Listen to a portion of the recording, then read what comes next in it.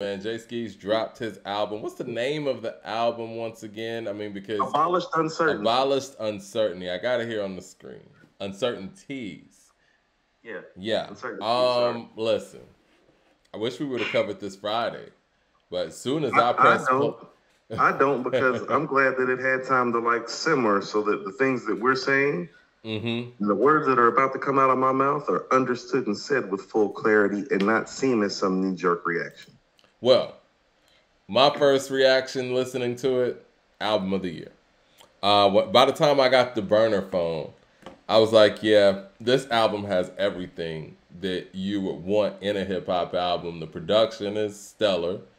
One thing that I noticed, and I know Drumworks is not technically Griselda, it's a branch from Griselda, right? What I noticed from Jay Skeese and from Love the Genius, they have a level of consciousness to them. You know what I'm saying? And so there's some soulfulness in this. There's some grittiness here. And there's a level of consciousness in this album as well. He gives you everything. Storytelling, banging beats, lyricism, a variety of production. Some of that stuff that you and I were talking about as it concerned to the Rome Streets album and some of the things that people were saying as far as like production getting redundant. This wasn't the case here. Well, excellent, insightful commentary. Let me piggyback off of some of the things that you just stated because I echo most of those sentiments, almost word for word. I would tell you, in addition to that, it's not just a consciousness, it's an insightfulness and a reflectful nature that is reflective of the boss. You think because the boss is a tough talker, he's not reflective. I take you back to The Cow in 2014, Mike. And so what you're seeing from Love and from Skeese in terms of their stream of consciousness is a reflection of Conway, and so is their songwriting skill, because it's not just the stream of consciousness, it's songwriting ability, which we're going to be talking about in relationship to this album, because this brother is one hell of a songwriter. He is.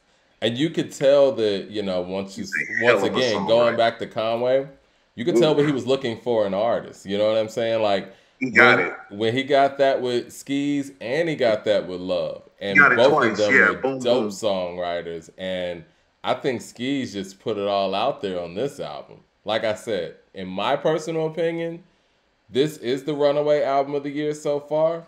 I still got Sky Zoo, right behind that.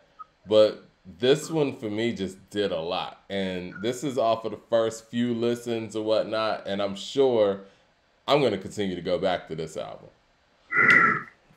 What are some of the highlights for you? Mike, well, that's one of the things, and I say this with some trepidation because I want to hear it some more. Like, I don't think it's like a Pray for Paris, but it has a lot of classic album qualities to it, Mike. There is no denying it. It has a lot of classic album qualities. You want to know what a classic album quality trait is? Which song is the best song? Because right now, I could give you about 4 or 5, but I don't know. That's how classics usually go. You feel what I'm saying? I want to ask the people in the room what's their favorite song on the album. Hold on. Let me say, first of all, like, $1 Million Dreams. Yeah. Burner Phone, Mike. Oh, my God. We specifically about to talk about Burner Phone in a minute. Symmetry with Conway. We about to talk about that. One of One with Coda Savia. We're going to talk about that. Yeah. The Mind Right and the Auntie Crystal. No, Mike, those are all candidates. If I would...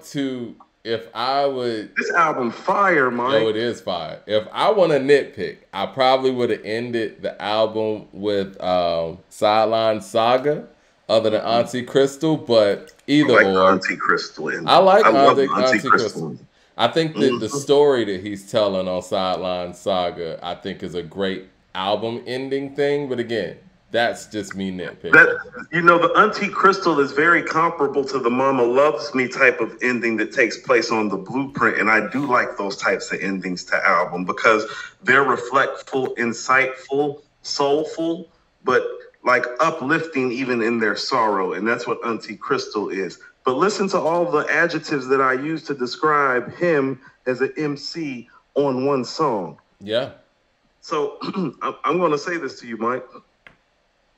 I don't think I've seen an MC out of such a talented collective, not just drum work, but if you look at the whole collective in a camp coming from an area, Mike, there hasn't been a guy that I think shown himself the way he just shown himself from a collective like this since Ghost did, Mike. That's what I mean is it's like, no, I'm glad we didn't do this on Friday because I got shades of Ghostface's comeuppance in the Wu-Tang through this album. This album is very Iron Man-ish. Huh. I never thought about it in that way, but yeah. Mm-hmm. It's like, hold on. It feels like a coming out of nowhere thing, even though we felt it coming because Jay Skeese It's like you knew he was capable. Yeah. And you knew he was getting better, Mike. I've spoken on this show directly about his improvement as an MC. Oh, Mike, but the leap he just took is a Ghostface type of leap. Yeah. And, you know, and we talk about this all the time. We're going to talk about today, too. We're going to talk about Ghost today, too. Yeah, we are going to talk about Ghost and Ray today. But what we talk about all the time is, and from producers to artists, MCs, whatever, those leaps that you make into greatness are done on albums. And making a great album is not an easy thing to do, or more people would do it, right? And so he made that gigantic leap with this album, in my opinion. See, that's what I'm saying. So it's like, let's go back to Ghost. Much like Ghost on the Wu-Tang and Skeese, when you first hear Skeese, it's not that Skeese isn't nice. Just like it's not like Ghost wasn't nice. Yeah. It's just you have guys around you, like a West Side, who I guess in this situation would kind of be the ODB. You know what I'm saying? You have somebody like Benny, who would be like the Method Man, or Stove would probably be the Meth of this crew, just in terms of like star power. Then you have like your hardcore, top-notch street dude, like Ray, that would be Conway. Then you have your lyricist, like a Deck, that would be Benny. You get what I'm saying? And so like you have all these guys, and Mike, and that's not mentioning the ladies, Mike, because you got Love. You got Armani. Che is kind of affiliated with them in a lot of ways. You know what I'm saying? So it's like, no, he's like, Mike, he's like 7th or 8th on the totem pole, much like Ghost. But Mike, a couple of guest appearances in an album can change all of that, much like Ghost, because the first time that I thought Ghost could be great, Mike, is when I heard Ghost on Rainy Days on the Purple Tape. And I was like, oh, like, I don't know if he can do what Ray does streetwise all the time or story-wise.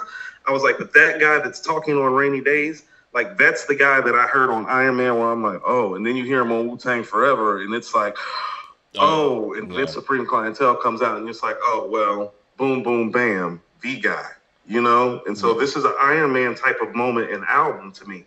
And even from relationship to maybe how you would rate the classics in the camp, it probably falls along those lines, too, in terms of rating the albums, because I found myself asking myself after listening to this, it's like, no, there's not too many albums that have come out of this camp that are better than this. Like this whole collective, Griselda, Drum Work, BSF. No, there's not too many albums that have been released better than this. I can only think of 2 off the top of my head, and that's Pray for Paris and From a King to a God. Well, now that you mentioned From a King to a God, as dope as I knew that Conway was, you know, throughout the Griselda tenure, it leveled him up with From a King to a God. You know, like when you have that project, it levels you up in that way. And this one right here, I mean, like I said, I know Jay Skeese is dope, but I wasn't expecting all this. Hey, Mike, so serious was I about reviewing this album that I was supposed to hit my man LT today, who has plugged the drum work and knows Skeese personally. And I wanted to text him and tell him just how fire this shit was I listening to, but I didn't want him to tell me anything that was going to compromise my ability to do the review. So I haven't even reached back out to him today like I told him that I would about the review, because when I heard the album, I was like, shut up. I got to shut this avenue down for the day so I can do the review. Yeah, no. It's a dope album. And dope album.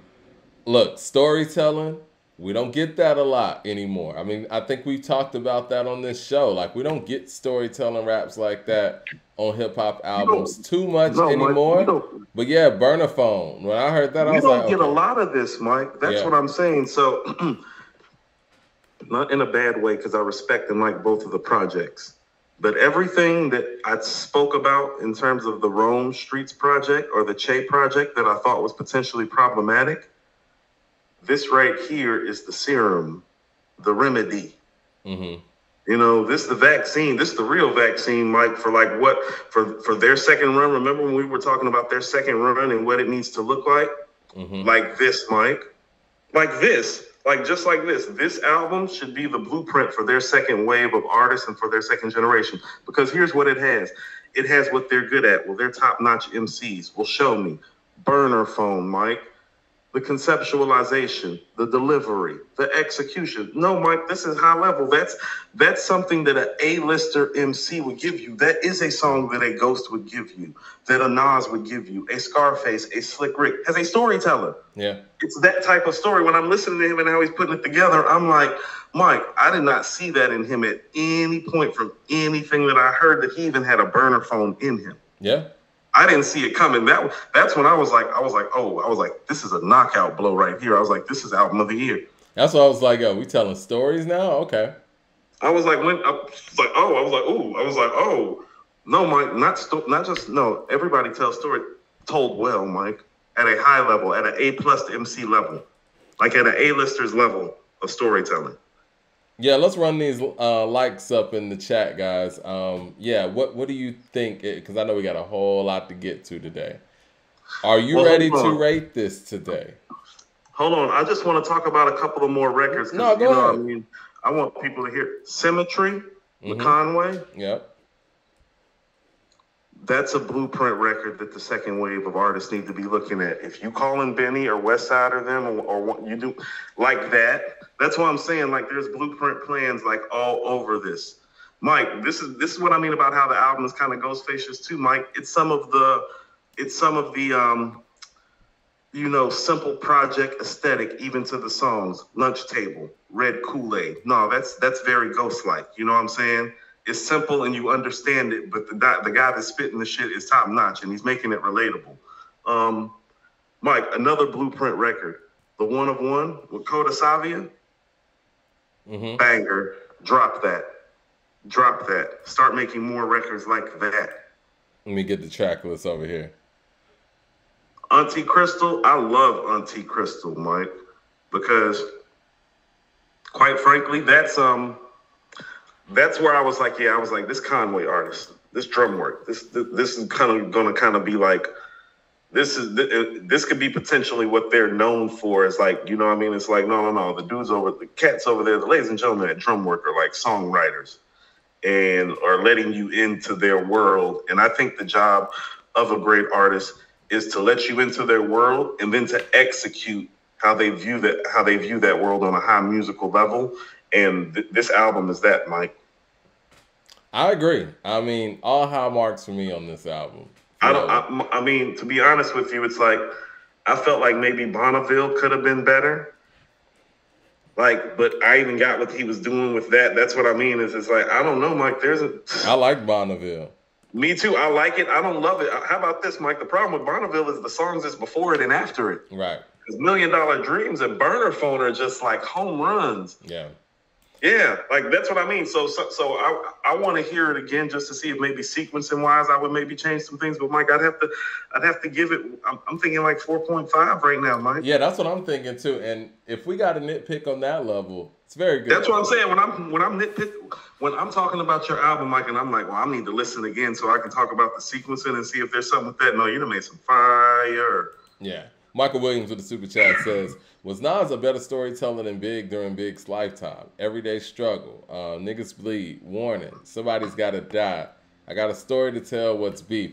I feel like the records that were actual storytelling records that you mentioned were Niggas Bleed, Warning, Somebody Gotta Die, and I Got a Story to Tell. Not so much What's Beef and Everyday Struggle per se. Yeah, those aren't stories. Those are songs that have stories in them. Nas and Tupac have that in like multiple upon multiples of like songs because they'll go riff off into whole songs.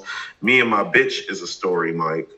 So if you want to say Warning, Me and My Bitch.